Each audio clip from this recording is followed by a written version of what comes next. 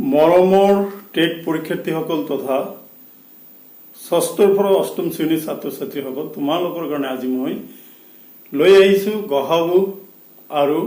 লহাগু নিৰ্ণয় কৰাৰ কিছুমান পদ্ধতি। আজিৰ এই ভিডিঅ'ত তোমালোকে কেনেকৈ গহাগু আৰু কেনেকৈ লহাগু নিৰ্ণয় কৰিব পাৰি আৰু গহাগু আৰু লহাগু নিৰ্ণয় কৰাৰ পদ্ধতিবোৰনো কি সেই বিষয়ে ইয়াত আলোচনা কৰা হ'ব। গতিকে মৰমৰ পৰীক্ষাৰ্থীসকল তথা ছাত্ৰ ছাত্ৰীসকল তোমালোকে ভিডিঅ'টো স্কিপ নকৰি সম্পূৰ্ণ ভিডিঅ'টো চাবা, যাতে এই ভিডিঅ'ৰ জৰিয়তে তোমালোকৰ নতুনত্ব কিবা এটা দেখিবলৈ পোৱা। আৰু যিসকল ছাত্ৰ ছাত্ৰী তথা পৰীক্ষাৰ্থী মোৰ চেনেলত নতুনকৈ সংযোগ হৈ আছে আৰু চেনেলটো ছাবস্ক্ৰাইব কৰা নাই, তোমালোকে চেনেলটো ছাবস্ক্ৰাইব কৰিবা আৰু অনাগত দিনত মই আপলোড কৰা নতুন ভিডিঅ'ৰ আপডেট পাবলৈ হলে বেল আইকনত ক্লিক কৰিবা। আৰু মই এইখিনিতে আৰু তোমালোকক আৰু এটা কথা কৈ থৈ দিওঁ যে তোমালোকৰ কাৰণে মোৰ আৰু এখন চেনেল আছে, সেইটো হ'ল ইংলিছ লাৰ্ণিং আছাম। তাতে টেটৰ অসমীয়া আৰু ইংলিছ তাতে আলোচনা কৰা হৈছে আৰু এই চেনেলত তোমালোকে গণিত পাই আছা আৰু আশা কৰোঁ অনাগত 2 দিনতে তোমালোকে ইভিএছটো পাবা। ওকে, গতিকে আমি সময় লছ নকৰি আমি গহাগু আৰু লহাগু নিৰ্ণয় কৰাৰ পদ্ধতিসমূহ কি সেইখিনিৰ বিষয়ে চমুকৈ আলোচনা কৰোঁ। আমি আৰু এটা কথা এইখিনিতে জানি থৈ দিওঁ, কি গহাগু কি আমি ইংৰাজীত কি বুলি কওঁ HCF আৰু লহাগু LCM বুলি কওঁ। এইটো অলৰেডি যোৱা ভিডিঅ'ত তোমালোকে পাইছে। এতিয়া আমি পঢ়িম গহাগু নিৰ্ণয় পদ্ধতি নো কি। গহাগুক আমি কেনেকৈ নিৰ্ণয় কৰিব পাৰো তাৰ 3টা পদ্ধতি আছে। নাম্বাৰ 1 পদ্ধতিটো হল সাধাৰণ উৎপাদক পদ্ধতি, নাম্বাৰ 2 পদ্ধতিটো হল কি পূৰ্ণ উৎপাদক পদ্ধতি আৰু নাম্বাৰ 3 পদ্ধতি হল ছুটি হৰণ পদ্ধতি। মই ইয়াত তোমালোকক গহাগু লহাগু একেলগে আলোচনা কৰিম। ওকে, এতিয়া আমি আৰম্ভ কৰো। সাধাৰণ উৎপাদক পদ্ধতিৰ সহায়ত আমি গহাগু কেনেকৈ নিৰ্ণয় কৰিম। গহাগুটো হ'ব কি গৰিষ্ঠ সাধাৰণ উৎপাদক। দেখা এটা উদাহৰণ লৈছো, এইটো যে 12, 18 আৰু 24 ইয়াৰ কি হ'ব লাগে সাধাৰণ উৎপাদক পদ্ধতি গহাগু নিৰ্ণয় কৰিব লাগে। কোনটো পদ্ধতি? এই প্ৰথমটোৰ পদ্ধতি। ঠিক আছে, এতিয়া আমি সাধাৰণ উৎপাদক পদ্ধতিত আমি কেনেকৈ কৰিবা, এনেকৈ 12টো লিখিলো, 12 লিখি 12ক আমি কিহেৰে হৰণ কৰিব পাৰো সেইখিনি লিখিব লাগিব। 12 1 12 গুণ 12 হয়, হয়নে? তাৰপিছত আৰু কিহেৰে যায়, যিহেতু এককৰ ঘৰত 2 আছে গতিকে 2ৰে যাব, 2ৰে গ'লে কিমান হ'ব 6 2 গুণ 12। তাৰপিছত এই দুটা যোগ কৰিলে কিমান হয় 12ৰ অংক দুটা হল 1 আৰু 2 আৰু 1 আৰু 2 যদি আমি যোগ কৰো কিমান হ'ব 3 3 3ৰে হৰণ যায় গতিকে 12 3ৰে হৰণ যাব, 3ৰে গ'লে 3 4 গুণ 12 আৰু তো নাযা। এইখিনি হল 12ৰ কি উৎপাদক পালো, হয়নে? এতিয়া হা 18কে ঠিক এনেকৈ 1 টো সকলো সংখ্যাৰে সাধাৰণ এটা উৎপাদক আৰু সংখ্যাটো নিজেও এটা উৎপাদক। ইয়াৰ দ্বাৰা আমি তো পালো 1 into 18। নেক্সট আমি কি লিখিম 2 into 9 হলনে ইকুয়াল টু 3 into 6 আৰু তো না এই কেইটা হ'ব আমাৰ 18ৰ সাধাৰণ উৎপাদক। এতিয়া আমি আহো 24 লৈ। 24ক কেনেকৈ লিখিম আমি 24ক ভাঙি লিখি কি হ'ব 24 1 24 গুণ 24, তাৰপিছত 2 12 গুণ 24, 3 8 গুণ 24, 4 6 গুণ 24। এতিয়া আমি সাধাৰণ উৎপাদক পদ্ধতিত আমি কি উলিয়াম গহাগু নির্ণয় করি। তোমালোকে কি করিবা 12 উৎপাদক আগত উৎপাদক কেইটা উলাই লওক উৎপাদকবোৰ হল 12 উৎপাদকবোৰ হল 12 উৎপাদকবোৰ কি কি আছে কমা দিলে এনেকৈ লিখিবা 1 2 3 4 6 and 12 এইখিনি হল আমাৰ 12 উৎপাদক ঠিক এনেকৈ আমি 18 উৎপাদক খিনি লিখো 18 উৎপাদক বোৰ হল 18 কি হব 18 আছে কি 1 2 3 6 9 18 আৰু 24 উৎপাদক তেতিয়াহলে কি হব 24 উৎপাদক বোৰ হল 24 উৎপাদক 1 2 1 2 3 4 3 4 6 8 তাৰপিছত কিমান 12 তাৰপিছত 24 হলনে এতিয়া আমাৰ কি কৰিব লাগে গৰিষ্ঠ সাধাৰণ উৎপাদক উলিয়াব লাগে এই গৰিষ্ঠ সাধাৰণ উৎপাদক উলিয়াব গলে সাধাৰণ উৎপাদকটো আগতে উলাই লয় এই কেইটাৰ ভিতৰত সাধাৰণ উৎপাদক হ'ব এতে কি সাধাৰণ উৎপাদকবোৰ হল সাধাৰণ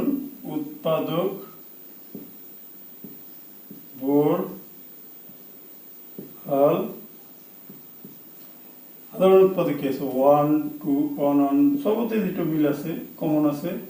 2 আছে 2 সবতে আছে তারপরে 3 সবতে আছে 4 তো নাই 6 নাই 3 নাই না 6 নাই সরি 6 আছে এটা 6 সব জায়গাতে আছে গতিকে এইখিনি হল সাধারণ উৎপাদক এতিয়া আমি পঢ়িম কি গৰিষ্ঠ সাধাৰণ উৎপাদক গতিকে গৰিষ্ঠ সাধাৰণ উৎপাদক উলিয়াবলৈ হলে তাৰ মানে আমি যি কেইটা উৎপাদক লাইছো নহয় সেই উৎপাদক কেইটাৰ ভিতৰত তাতকৈ ডাঙৰ উৎপাদকটোকে গৰিষ্ঠ সাধাৰণ উৎপাদক বুলি কোৱা হয় গতিকে নিৰ্ণয় গহাউ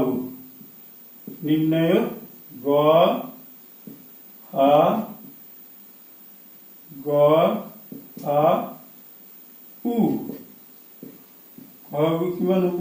এই কেইটাৰ ভিতৰত যিখিনি সাধাৰণ উৎপাদক হৈছে গৰিষ্ঠটো কিমান হল 6 গতিকে 6 হব এই অংকটোৰ গহাউ বুজি পালানে গতিকে 6 হব কি এই অংকটোৰ গহাউ এতিয়া আমি পঢ়িম পূৰ্ণ উৎপাদক পদ্ধতিৰে গহাউ কেনেকৈ বুজি পাইছে নে মৰমৰ ছাত্ৰ ছাত্ৰী তথা টেট পৰীক্ষাৰ্থীসকল তোমালোকৰ আগত আগবঢ়োৱা এই 1 নম্বৰ পদ্ধতি সাধাৰণ উৎপাদক পদ্ধতিৰ 1 নম্বৰ অংকটো নিশ্চয় তোমালোকে ভালদৰে বুজি পাইছা বুজি পালে তোমালোকে লাইক কৰিবা আৰু কমেন্ট বক্সত কমেন্ট কৰিবা এতিয়া আমি আহিম এই কেইটাৰে ছুটি হৰণ পদ্ধতিৰে কৰক এতিয়া ছুটি হৰণ নহয় পূৰ্ণ উৎপাদক পদ্ধতিৰে আমি হেৰি কৰিম পূৰ্ণ উৎপাদক মানে সেপাৰেট কৰি উৎপাদকটো উলিয়াব লাগে এতিয়া হল পূৰ্ণ 2 নম্বৰ পদ্ধতিটো হল পূৰ্ণ উৎপাদক পদ্ধতি কি লৈছিলো 12 পূৰ্ণ উৎপাদক পূৰ্ণ সংখ্যা দি 2 দি কৰিলে 6 2 দি কৰিলে এই পদ্ধতি 2 নম্বৰ পদ্ধতিৰে কৰি আছে অংকৰ এইকেইটাই 2 ৰে কৰিলে কিমান হ'ব 3 তাৰ পিছত আছিল 18 ক 2 ৰে কৰিলে 9 ক 2 ৰে না যায় 3 গুণ 9 তাৰ পিছত কিমান আহিল 24 ক 2 ৰে কৰিলে 12 ক 2 ৰে কৰিলে ছক্কা ক 2 ৰে কৰিলে টিক্কা মানে 3 হলে এতিয়া চোৱা আমি কি লিখিম 12 ইকুৱেল টু কিমান লিখিলা 12 ইকুৱেল টু 2 into 3 তাৰ পিছত 18 হ'ব কি 2 into 3 into 3 আৰু 24 হ'ব 2 into 2 into 2 into 3 হলে এইখিনিত চোৱা এই যেতিয়া লিখিব আমি কি ডাইরেক্ট ইয়াতে লিখিব লাগিব নির্ণয় গহাউ গহাউটো কি হ'ব গহাউ নির্ণয় গহাউ ইকুয়াল কিমান হ'ব এই কমনটো লিখা আছে নহয় তাৰপিছত পূৰণ আছে পূৰণটো দিয়া আৰু যদি কমন আছে লিখা এইটো কমন আছে 3 3 3 3 গতিকে এই দুটা পূৰণ কৰা পূৰণ কৰিলে 6 মিলিছে নে নাই ইয়াৰ লহাগু কিমান হল সৰি গহাগু 6 হল বুজি পাইছা এতিয়া আমি আহো কি আহিম ত্ৰুটি হৰণ পদ্ধতিৰে এইদৰে ত্ৰুটি হৰণ পদ্ধতি মই এইটো আগতো মুছি দিছো মুছি দি ত্ৰুটি হৰণ পদ্ধতিৰে আমি কি কৰিবলৈ যত্ন কৰিম ত্ৰুটি হৰণ পদ্ধতিৰ সহায়ত গহাগু উলিয়াবলৈ ট্ৰাই কৰিম তো ট্ৰাই মানে আমি তোমাক বুজাই দিবলৈ যত্ন কৰিম ঠিক আছে এতিয়া ত্ৰুটি হৰণটো কি হ'ব যে ইয়াৰে ত্ৰুটি হৰণ কৰিব লাগে ধৰা এইটোৰ অংক আছে এইটো ত্ৰুটি হৰণটো আমি কৰোঁ এইটো গোটেই কেইটা সংখ্যাক একে সংখ্যাৰে হৰণ কৰিব লাগিব যেনেকৈ 2 ৰে যায় কৰোঁ 2 8 4 আছে গতিকে 2 ৰে যায় 2 ৰে গলে 6 বার 6 দুগুণ 12 2 9 গুণ 18 9 গুণ 2 12 গুণ 24 এতিয়া দেখা 2 ৰে এইটো যায় এইটো না যায় গতিকে 3 তে যাব লাগিব 3 ৰে গলে 2 3 4 হলে এই দুটা হল গৈছে কমন এই দুটা হলে গতিকে নির্ণয় গহাউ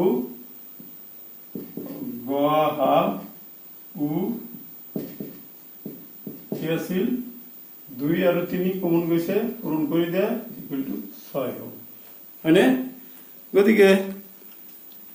আমি গহাগু কেনেকৈ নিৰ্ণয় কৰিব পাৰো তাৰ তিনিটা পদ্ধতিৰ বিষয়ে আমি কিন্তু বুজি পালো এতিয়া আমি লহাগু নিৰ্ণয় কৰাৰ পদ্ধতি লৈ আহো লহাগু নিৰ্ণয়ৰ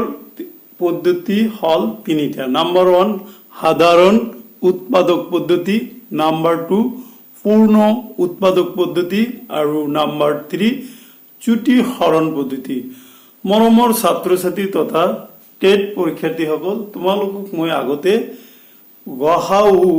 নির্ণয় করার পদ্ধতি যেনেকৈ শিকাইছিল ঠিক তেনেকৈ জাস্ট লাস্টত লহাগু মানে আছিল লঘিষ্ঠ সাধাৰণ গুণিতক সেই তাতে অলপ চেঞ্জ হ'ব মই তোমালোকৰ কাৰণে এটা উদাহৰণ লৈছো আশা কৰো এই এটা উদাহৰণৰ দ্বাৰাই তোমাৰ লহাগুৰ কনসেপ্টটো মই ক্লিয়াৰ কৰি দিব পাৰিম হেৰি আছে কোশ্চেনটো হল 10 15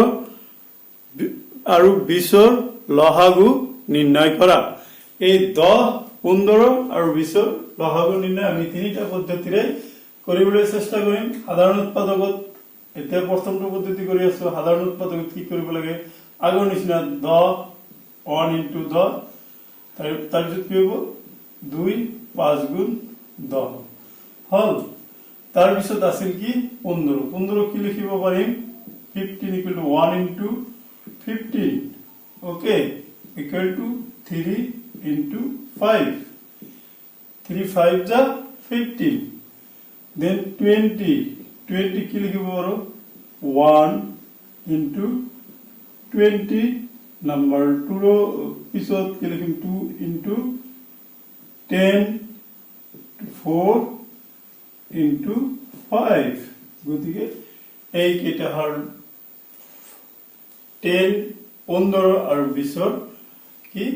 উৎপাদক এইতে লিখা কি লিখিম আগৰ নিচিনা 10ৰ উৎপাদকবোৰ হল উৎপাদক বোৰ হল 10 কি 1 2 5 10 ওকে তাৰপিছত 15ৰ উৎপাদকবোৰ হল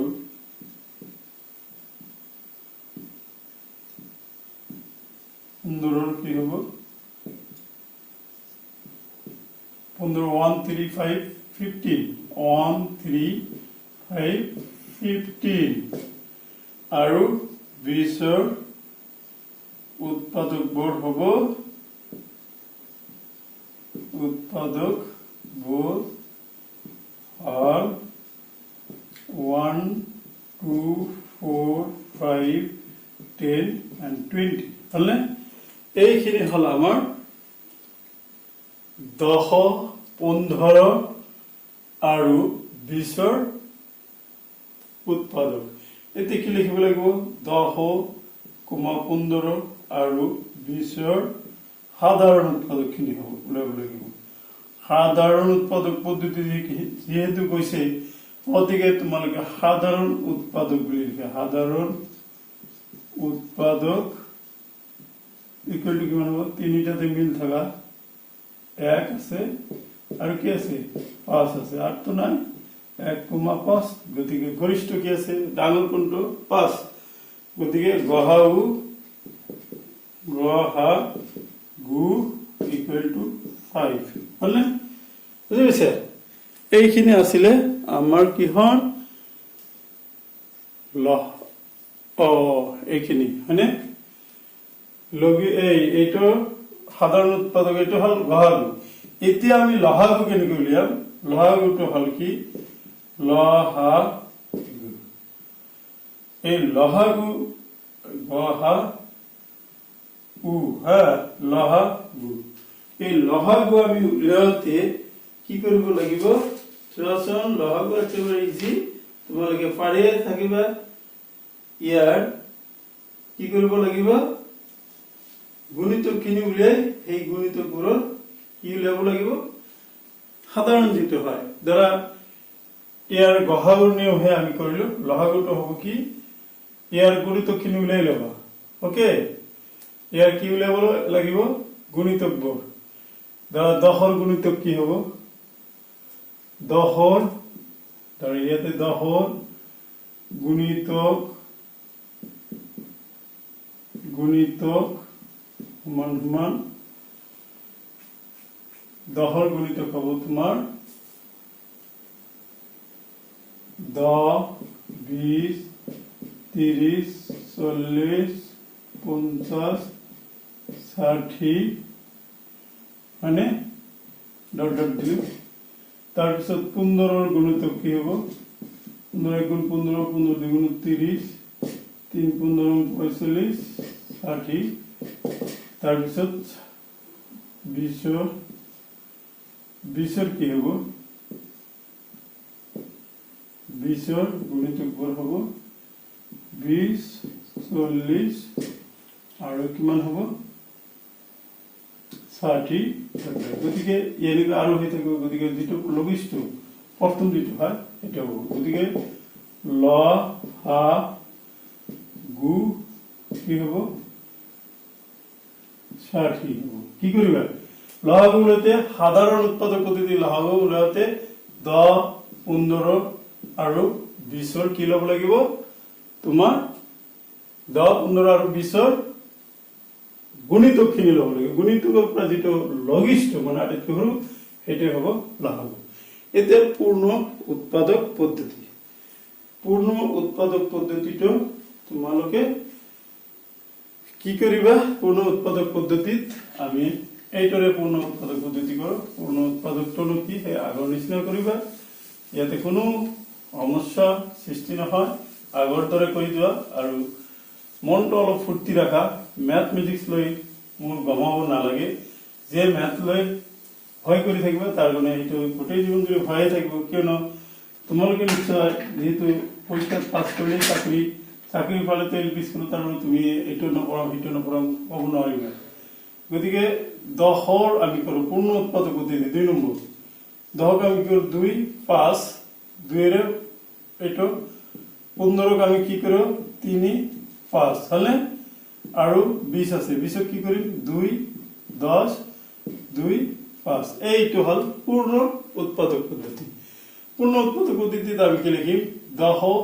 ফাৰ্ষ্টত কি এনেকৈ ভাঙি লোৱা প্ৰতিটো পদকে এনেকৈ ভাঙি ললা এই আগৰটোৰ নিচিনা আগৰ গহাউতৰ নিচিনা এটো কি হ'ব 2 পূরণ 5 15 হলে কি হবে 15 ইকুয়াল টু 3 পূরণ 5 b equal to 2 into 2 into 5 ইয়াতে এতে হবে লহাগু এটা কিন্তু লহাগু কি হবে ইকুয়াল টু ইয়াতে কি হবে এইটা কমন কেটা আগতে ল কমন আছে মাত্র 5 তাহলে দুটার ভিতরে কমন লাগিব দে দুটার ভিতরে কমন কেছে পূরণ আছে পূরণ দেয়া তারপর আনকমন কেটে লিখে 3 আছে 2 আছে মই কি কইছো সোয়া এটার কমনটা আগতে লইছো এটা কমন তারপর দুটার ভিতরে কমন লইছো না তারপর কমন নথকা এটা এতে গোটে কেটা পূরণ করে দিলে কিমান হবে 5 দুগুণ 10 10 3 দুগুণ 6 60 হলে গতিকে লহাগু আমার জি পদ্ধতি দিয়ে নকরাকে লহাগুটো কি হব 60 হব এতে আমি পড়িম চুটি হরণ পদ্ধতি চুটি হরণ পদ্ধতিটো মই ইয়াতে করি তো চুটি হরণ পদ্ধতিটো তোমালোকে ইউজ করিবা বাকি পদ্ধতিটো ইউজ কৰিব যদি ডাইরেক্ট তোমালোক দি থাকে যে লহাগু বা গহাগু উলিয়া তেতালে ডাইরেক্ট ইউ ইউজ দা চুটি হরণ পদ্ধতি ওকে ইয়াতে 5 এর যায় গোটে কেটে যাব লাগিব 2 বার তার পিছত 3 বার তার পিছত 4 বার আকো 2 এর যায় 2 একবার 3 বার 2 বার আর তো না যায় গতিকে লহাগু ভেরি ভেরি ইম্পর্টেন্ট বহুত অঙ্ক করতে তার পিছত দশমিক সরি ভগ্নাংশ তোমার একটু বহুল ভাবে পরিচালিত হব গতিকে লহাগুত কোনো কনফিউশন থাকিব নালাগে তোমালোকে লহাগুটো কি কৰিব লাগিব এই চুটি হৰণ পদ্ধতিটো জানিব লাগিব গতিকে ইয়াৰ পৰা এই যিকেটা আছে এইটো লিখিলো তাৰপিছত আনকমন থকা এটা লিখিলো লিখি যোগ কৰি 5 দুগুণ 10 3 দুগুণ 6 10 আৰু 6 পূৰণ কৰি কিমান হ'ব 60 গতিকে দেখিছা তিনিটা পদ্ধতিতে আমি লহাগু উলাইছো আৰু তিনিটা পদ্ধতিতে লহাগু কিমান হৈছে 60 হৈছে গতিকে মৰমৰ ছাত্ৰ ছাত্ৰী তথা টেট পৰীক্ষাৰ্থীসকল তোমালোকে নিশ্চয় এই তোমালোকৰ গণিতৰ কাৰণে বহুত ইম্পৰ্টেন্ট এটা টপিক লহাগু আৰু গহাউ তোমালোকে নিশ্চয় বুজি পাইছা তোমালোকে ঘৰত আৰু বেলেগ বেলেগ এক্সাম্পল লৈ ট্ৰাই কৰিবা আৰু ভিডিওটো এটা লাইক দিবা বন্ধু বান্ধৱীৰ লগত শ্বেয়াৰ কৰিবা আৰু কমেন্ট বক্সত কমেন্ট কৰিবা thank you to watch my channel Maths Ahom.